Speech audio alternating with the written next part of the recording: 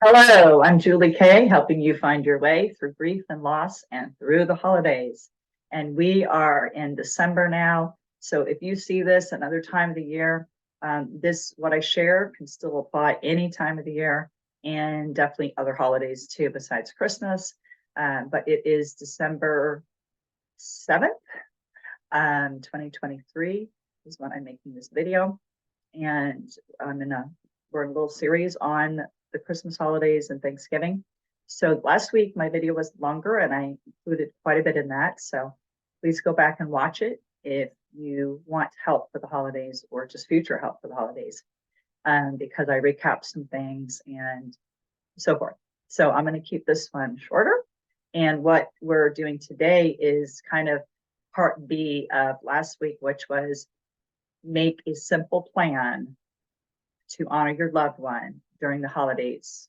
And the first one last week was just for you, a simple plan just for you, such as light a candle or volunteer in honor of them, something just you would be doing in honor of them. And then this week is on involving others, as Gary West says, and this is like his third key point to getting through the holidays.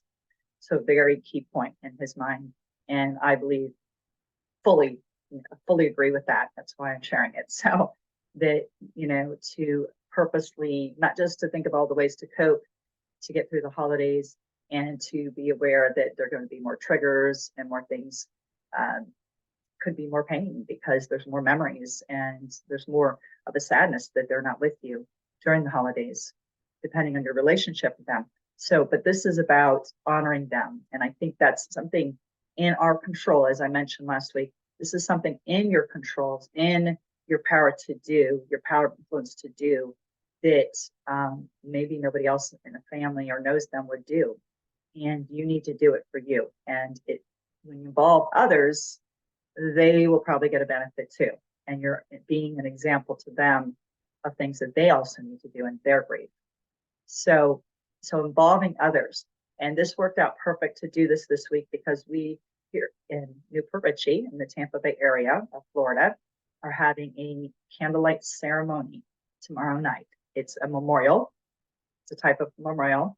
And what it is, because maybe you've never heard of that, people not just having their own celebration of life or their own funeral or own memorial for their family member, but this is whoever wants to come and participate to honor their loved one. And if there's multiple, they pick one, but to honor their loved one during the holidays. And we're doing it together. So it's not just for one person, it's for many people, whoever attend.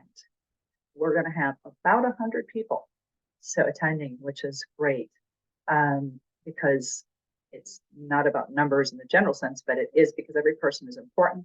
Everybody's story is important. Everybody's loss is super important. And that's my goal with the grief support ministry that I lead at my church, Calvary Chapel Worship Center. That's our goal, is to really just equip and help and support and love on and help people learn how to work through their grief and how to move forward in their grief journey and not be stuck or stay stuck in any one stage or whatever they're going through, to give them that help. And of course, I do one-on-one coaching as well. So some people that attend the group come to me for coaching. Sometimes people come to me for coaching and then they start attending the group and so forth. So it all goes together depending on what you want and what you need. So, but involving others could be still just your immediate family, like what we did last year. I did mention on last week's video that we pulled out my daughter's stone collection and all went around and picked out one that we liked and then shared a good memory.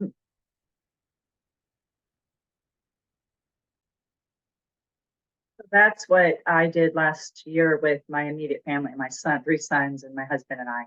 And it was touching and special. We did that on Christmas Eve when we celebrated Christmas. So you can just do a few friends. You could do your immediate family. You could do your extended family. You could do like what we're doing, where you're opening it up to the public, and whoever finds out and wants to be a part of it can be a part of it. So that's what we're doing tomorrow night.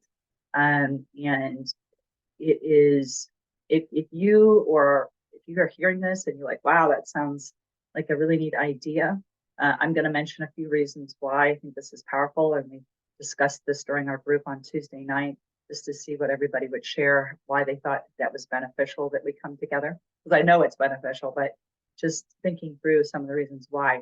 But if you or your organization would like to do that, or you think that would be a great suggestion to your pastor or somebody, and you want help with that, let me know. I'd be happy to try to help you all get that rolling.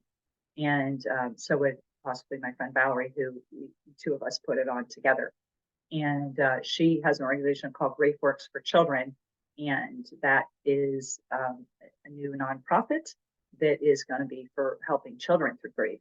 So if you know anybody who needs help with children with their grief, I can refer you to her. But we both are putting on this event on together, so we're excited to be able to do that and offer that to our congregation. So a few of the reasons or a few of the benefits, I think, of doing this versus just a one-on-one, which is of course what we encourage you to do as well, is again, knowing you're not alone in your grief. It's one of those sad things like, oh, there's so many people grieving, that ends up being a positive because you realize you're not alone when you know that, and you're not the only one. So I like saying you're not alone and you're not the only one going through it. So when you get together and have a memorial or a vigil, or what we're calling ours is a candlelight ceremony, which is, it is a vigil of type because we're going to be lighting candles.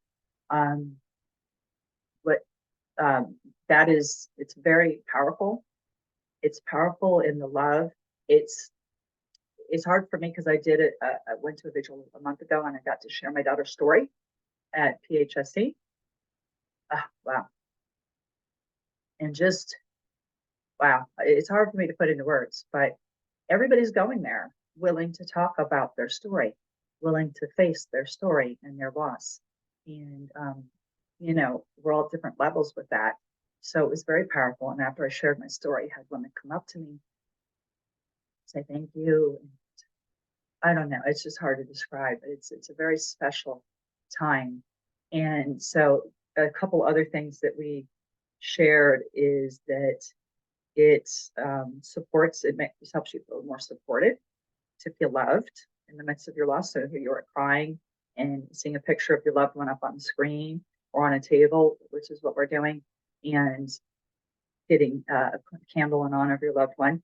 It's to help you feel loved and supported and to be surrounded with others who understand.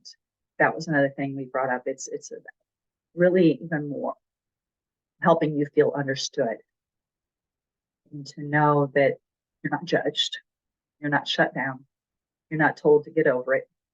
So it's instead of hearing the negatives that I'm sure a lot of us have heard from different people that a lot of times mean well, but they don't know what to say. So then they say something that's kind of makes it worse. This is around being around people who are hopefully not going to do that and are not going to do that because they understand. So it's really about coming together in community. And the verse that I want to read here that came to me is Galatians 6, verse 2. And, we can try to decide what this means. And I think it probably means multiple types of burdens. But it says, carry each other's burdens, which is also means weights. And in this way, you will fulfill the law of Christ. So carry one another's burdens or weights. And in this way, you will fulfill the law of Christ. That word carry means to take up, to bear, or to take up. So I believe that would include definitely grief because it's a weight. It puts a heaviness on us. Grief does, right?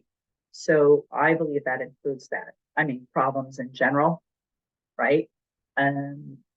Trauma, other things, persecution, I'm sure would be included in this. I think it means more than one thing. So I tend to think of that includes grief and loss. And in the New Testament times, Old Testament too, they would even hire mourners to be a part of mourning for the loss of that loved one. And they would cry, almost like hiring a choir would sing. It was like they were hired to mourn and cry with the family or whoever. So that's how serious they took the grief. And Jesus says, blessed are those who mourn, for they shall be comforted. And mourning is the outward expression of your grief. If you have not heard me say that already, just going to go ahead and say that. Grief is what's inside of us in the loss and the pain of losing that friend, loved one, family member, whoever it is. And mourning is any way that you express it outside your body. So when we get together tomorrow night, all of us are going to be mourning together. Okay. And we're putting out tissues, we do that at our group. We're very real. We're like, no problem if you cry. Don't be afraid. Don't be bashful. Don't feel embarrassed if you cry, because it's part of working through the loss, and it's part of being real, and it's part of us bearing each other's burdens. I truly believe that. So that's some of the reasons why. If you think of others, put it in the comments, please. It also, we relate to one another that way. We give empathy to one another, and stand together in this. So those are some of the reasons that we came up with that I wanted to share why this is powerful. And so with that, again, if you watch this ever and you would like to do that in your group or organization or church or what have you, and you don't know how that would start or what that would look like, I'd be happy to talk to you. Please reach out to me. You can PM me. You can reach out to me on Messenger. I'll put my number in the description. It's in some of the other descriptions, my phone number, because it is public. And of course, I have an email, like a website, juliek.org. So you're welcome to reach out to me any which way, because we want to help. We want to help support to spread more through our country and even through the world. So I'm Julie Kay, helping you find your way through grief and loss and through the holidays. And today we talked about just the having get-togethers where we remember our loved ones together in a memorial of types, or a vigil or a candlelight ceremony, is a very powerful thing. But we can do it in small amounts with just our immediate family or friends, and it's doing it together. And there's a difference between one-on-one, doing it just for you, and doing it together. They're both powerful. They're both encouraged by Gary Rowe, professional expert Gary Rowe, and definitely by me too, Julie Kay. So glad to be together, and Merry Christmas. It's only 2 weeks away, and I'll hopefully see you next week with something else on the holidays or Christmas. And God bless you. Bye-bye.